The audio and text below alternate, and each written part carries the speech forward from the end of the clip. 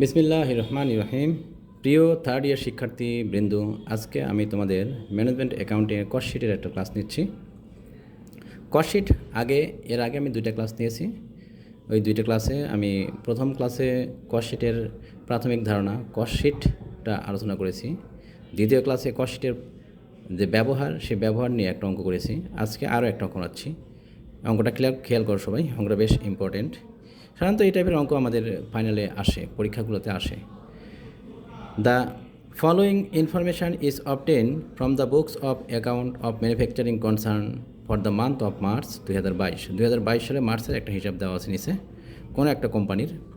র ম্যাটেরিয়াল 1/3/2022, র ম্যাটেরিয়াল 1/3/2022, তার মানে এটা হচ্ছে raw material opening. Raw material ওপেনিংয়ের মান দেওয়া আছে 7,500। র ম্যাটেরিয়াল 31/3/2022, এটা হচ্ছে র ম্যাটেরিয়াল ক্লোজিং 3,500। র ম্যাটেরিয়াল পারচেসড দেওয়া আছে 29,000। Work in progress 1/3/2022, work in progress এটা opening. Finished goods 1/3/2022, finished goods opening. Work in progress 31/3/2022, এটা আমাদের দেওয়া আছে ওয়ার্ক ইন প্রসেস এন্ডিংটা মানে ক্লোজিং। ফিনিশড গুডস 31/3/2022, এটাও ফিনিশড গুডসের ক্লোজিং মানটা দেওয়া আছে। ডাইরেক্ট ওয়েজেস পাশে লিখছে 1500 hour at the rate of taka 2 per hour, তার মানে কি এটা হচ্ছে 1500 ঘন্টা কাজ করেছে আর প্রতি ঘন্টায় 2 টাকা করে খরচ হয়েছে। আমাদের এই মানটা ডাইরেক্ট ওয়েজেস মানটা সরাসরি না দিয়ে এটা কীভাবে বের করতে হবে এটা পাশে বলে দিয়েছে। মানে 1500 ঘন্টা দিয়ে 2 টাকাকে গুণ করতে হবে, 1500 × 2 মোট 3,000 টাকা। এই 3,000 টাকাটা হচ্ছে আমাদের ডাইরেক্ট ওয়েজেস। এবার ডাইরেক্ট এক্সপেন্সেসটা সরাসরি আমাদের দেওয়া আছে 6,500। Factory supplies 4,000।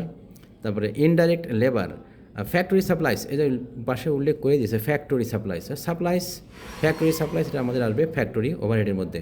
Indirect labour factory, এটাও ফ্যাক্টরি ওভারহেডের মধ্যে আসবে। মিসলেনিয়াস ওয়ার্কস এক্সপেন্সেস এটা দেওয়া আছে 8,200, এটাও আমাদের আসবে ফ্যাক্টরি ওভারহেডের মধ্যে। এবার অ্যাডমিনিস্ট্রেটিভ এক্সপেন্সেস বলে এখানে বলে দিয়েছে ফিক্সড কস্ট, অ্যাডমিনিস্ট্রেটিভ ফিক্সড 6,000। আর ভেরিয়েবল 10% অফ প্রাইম কস্ট, আমরা উপরে শকটা করতে গিয়ে প্রাইম কস্ট কোনো এক জায়গায় পাবো শকের মধ্যে, সেই প্রাইম কস্টের পরিমাণ যেটা আসবে সেই প্রাইম কস্টের পরিমাণকে 10% দিয়ে গুণ করব, তাহলে পেয়ে যাবো কি অ্যাডমিনিস্ট্রেটিভ এক্সপেন্সেস ভেরিয়েবলের অংশটুকু।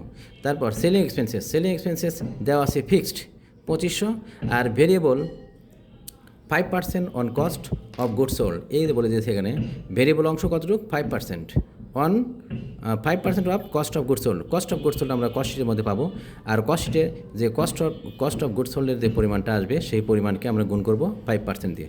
5% দিয়ে গুণ করলে যে পরিমাণটা আসবে এটাকে বলবো আমরা সেলিং এক্সপেন্সেসের ভেরিয়েবল অংশ। এবার তারপরে দেওয়া আছে সেলস 1,02,459। এবার ইন্টারেস্ট রিসিপ্টের পরিমাণ দেওয়া আছে 500 টাকা। তাহলে ইন্টারেস্ট এক্সপেন্সেস দেওয়া আছে 300। Profit on sales of fixed assets এটা দেওয়া আছে 200। আচ্ছা, নিচে যে মানগুলো দেওয়া আছে ইন্টারেস্ট রিসিপ্ট এটা নন অপারেটিং ইনকাম, আর ইন্টারেস্ট এক্সপেন্স এটা নন অপারেটিং এক্সপেন্স, আর profit on sales on fixed assets এটা আমাদের কী হবে নন অপারেটিং ইনকাম বা প্রফিট। আচ্ছা, prepare statement showing cost of goods manufactured, মানে আমাদের কস্ট শিট তৈরি করতে হবে আর কস্ট শিটের মধ্যে দেখাতে হবে কি কস্ট অফ গুডস ম্যানুফ্যাকচার্ড এই অংশটা দেখাতে বলছে। অ্যান্ড সোল্ড মানে কস্ট অফ গুডস সোল্ড এই অংশটা আমাদের বের করতে বলছে। অ্যান্ড ইনকাম স্টেটমেন্টটা আমাদের আলাদাভাবে নির্ণয় করতে হবে। তার মানে আমরা কস্ট শিটের যে অংশটা করব সেই কস্ট শিটের মধ্যে দেখাবো কোন অংশ manufactured, cost of goods manufactured এই অংশটা দেখাবো, আর কস্ট অফ গুডস সোল্ড এই অংশটুকু দেখাবো।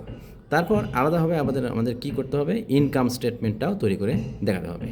আচ্ছা, আমরা এখন অঙ্কটার সলিউশন করে দিচ্ছি। সলিউশনটা সবাই দেখো, সলিউশনটা খেয়াল করো। আমরা প্রথমেই লিখছি প্রবলেম 21 ছিল এটা, প্রবলেম 21। আমরা আগে কোম্পানি বা ফ্যাক্টরি বা প্রতিষ্ঠানের নামটা লিখব। A manufacturing concern statement of cost of goods manufactured and sold, মানে cost of goods manufactured and sold এটা একসাথে আমরা রেখে দিলাম। For the month of March 2022 এটা মার্চ মাসের হিসাব, তাই for the month of March 2022 এটা আমরা উল্লেখ করলাম। তারপর আসবে অ্যাকাউন্টস টাইটেল, টাকা টাকা টাকা কলাম লিখবো আমরা দুইটা।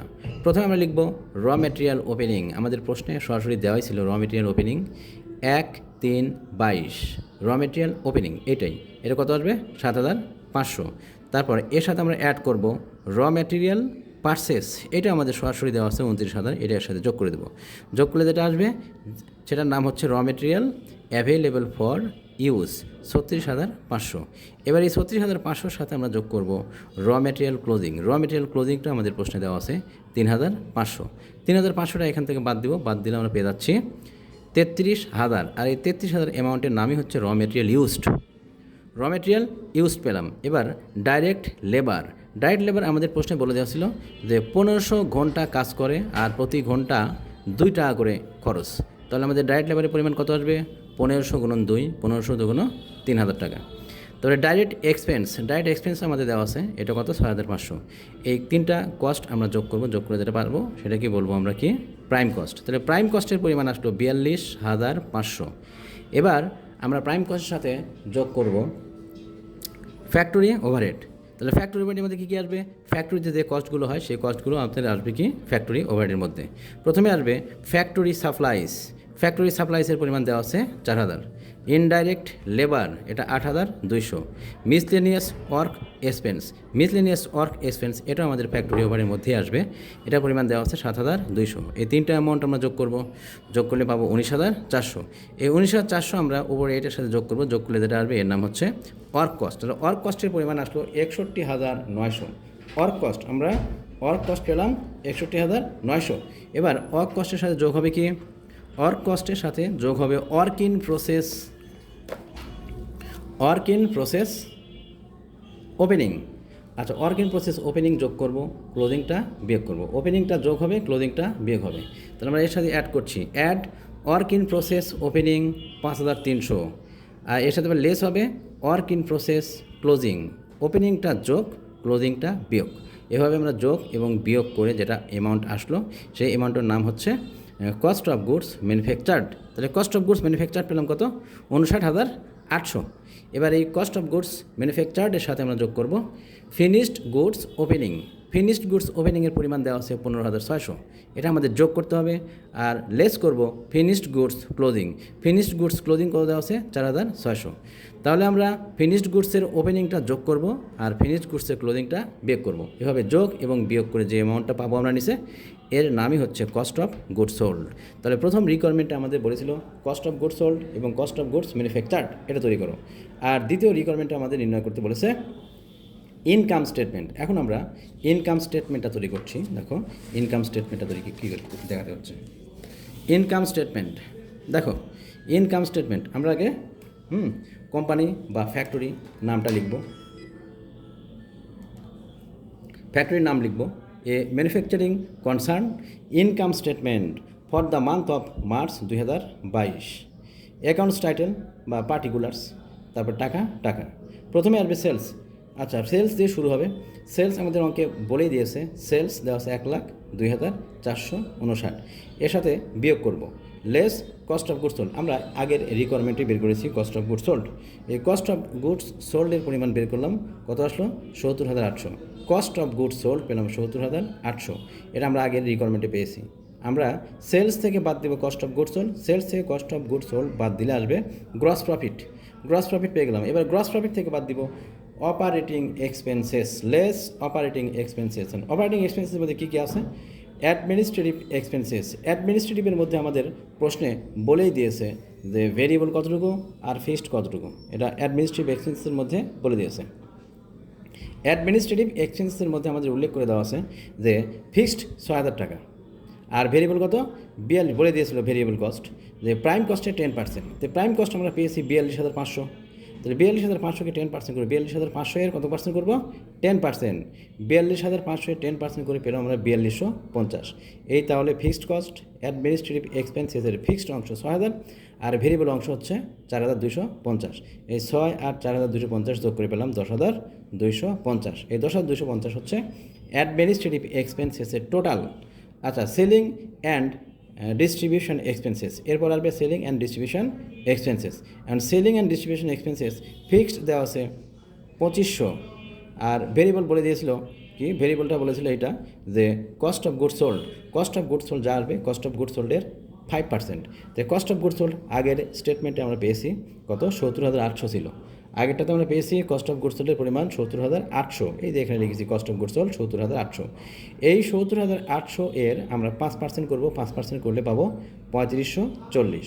এই 3540টা আমরা ফিক্সডের সাথে যোগ করবো, যোগ করে যে অ্যামাউন্ট আসবে এটা হচ্ছে আমাদের total selling and distribution expenses. এখন সেলিং অ্যান্ড ডিস্ট্রিবিউশন এক্সপেন্সেস আর হচ্ছে অ্যাডমিনিস্ট্রেটিভ এক্সপেন্সেস, এই দুইটা এক্সপেন্স যোগ করে যেটা পাবো সেটাকে বলবো টোটাল অপারেটিং এক্সপেন্সেস। এই টোটাল অপারেটিং এক্সপেন্সেসটা আমরা বাদ দিব কোথা থেকে, গ্রস প্রফিট থেকে। গ্রস প্রফিট থেকে অপারেটিং এক্সপেন্সেস বাদ দিলে আমরা পেয়ে যাবো অপারেটিং প্রফিট। এটাকে বলবো আমরা অপারেটিং প্রফিট।